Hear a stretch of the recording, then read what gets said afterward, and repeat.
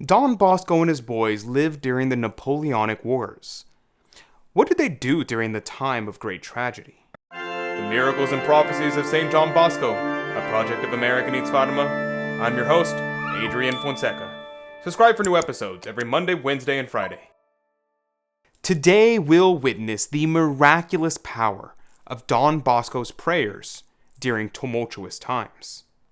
We will see Don Bosco's prophetic abilities on display, the power of prayer in times of war and personal crisis. And a question for you. During times of war, what can we do to hold on to the faith? Oh, and you can bring St. John Bosco's inspiring vision into your home with our beautiful images. The link is in the description box down below, and I'll tell you more about it later on in the video. We begin with a tale from the Napoleonic Wars, which were raging close to Don Bosco and his boys. On the evening of June 23rd, 1859, the eve of the feast of St. John the Baptist, Don Bosco's namesaint, a musical and literary performance was held by the boys in his honor. But before the day was over, the first reports of a savage battle quickly turned joy into grief. On that day, the Austrians crossed to the right bank of the Mincio, while both the French under Napoleon and those from the Piedmont region of Italy cross the Kessy River. The next day, a relentless battle involving 274,000 men raged for 14 hours. Fortune seemed to favor the Allies, who had been able to hold the commanding heights when a violent storm suddenly broke out. Wind and rain, hail, lightning, and thunder silenced the roar of 700 cannons and wrapped the carnage of the battlefield in an eerie darkness. The historian Cesare Canth lists casualties on both sides as nearing 40,000 soldiers. At the oratory, prayers and holy communions were offered for the suffering souls in purgatory. On June 29th, the celebration of the feast of St. Aloysius Gonzaga somewhat tempered the general sorrow and buoyed the lads' spirits. Meanwhile, countless families mourned their dead or feared for the survivors, because it seemed the war would continue. The Allies had crossed the Mincio too, but formidable fortresses now blocked their way, and only a long siege would break them down. A second battle was shaping up near Verona, and French warships were entering the Adriatic to join units of the Piedmontese fleet at Anvers for an attack on Venice on July 10th. Amid this chaos, Don Bosco predicted peace. Sister Filomena Cravosio, daughter of Countess Felicity Cravosio, recounted, "During the 1859 war raging in Lombardy, my mother had a son and a brother in the army. The latter had been wounded.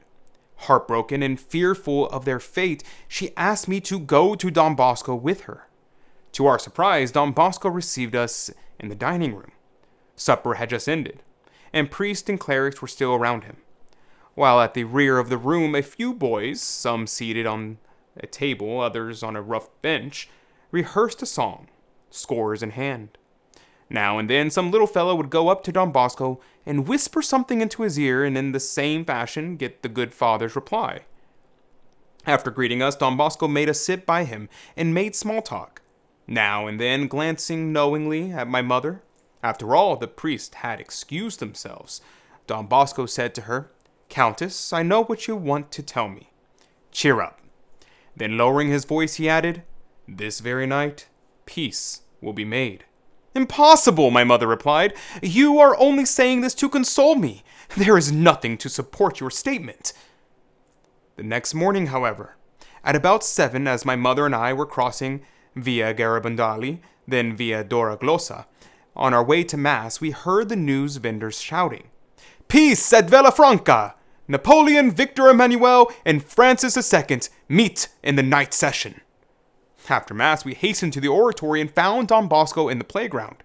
He came to us and said, 'Let us thank God.' He then took us to the chapel, where we remained briefly in prayer. Incredible! So, what happened? Let me recount. Countess Cravosio had called on Don Bosco on July 6 at about 8 p.m. Napoleon was then at his headquarters at Villafranca. Shocked by Solferino's terrible carnage and disturbed by news from Germany that several powers were ready to aid Austria, he sent for General Fleury that same night at about 9 o'clock and instructed him to deliver a letter to the Austrian emperor requesting an armistice. The general arrived at Verona at about 10:30, and the emperor was roused. Surprised and impressed by Napoleon's letter, he accepted Napoleon's terms. On July 11th, both emperors met at Villafranca and formally signed a peace treaty. Not long after this, Don Bosco went to St. Ignatius Shrine for his annual spiritual retreat. There he was to find a lost sheep of his, a lad he had been seeking for several years. But that's a story for another day. As we reflect on Don Bosco's miraculous prophecies, consider bringing his legacy into your own home. As a monthly promoter, you'll receive beautiful images of Don Bosco and Mary, Help of Christians. These aren't just pictures. They're reminders of the battle for souls and the hope during crises. Imagine starting your day with Don Bosco's determined gaze, reminding you of the importance of guiding young souls. Picture Our Lady, Help of Christians, watching over your family, keeping peace in your home. These images will serve as daily reminders of the need for confidence in divine providence. By displaying them, you're not just decorating your home, you're creating a spiritual shield for your family. Join our monthly promoter family today and surround yourself with visual inspiration that speaks to your soul. The link is in the description box down below. I hope that you have enjoyed today's video and it gave you a greater understanding of the times in which Don Bosco lived. Can you imagine living in Italy when the French are preparing to attack Venice? And despite all of this, our saint predicts peace, and it comes to pass the very next day. Today's story reminds me of the words of Padre Pio: pray, hope, and don't worry.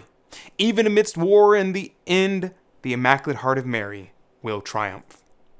But what did you think about today's episode? What stood out to you the most? Leave a comment in the comment section down below because I would love to know what you think. I try to reply to as many comments as possible, so I'll see you in the comment section.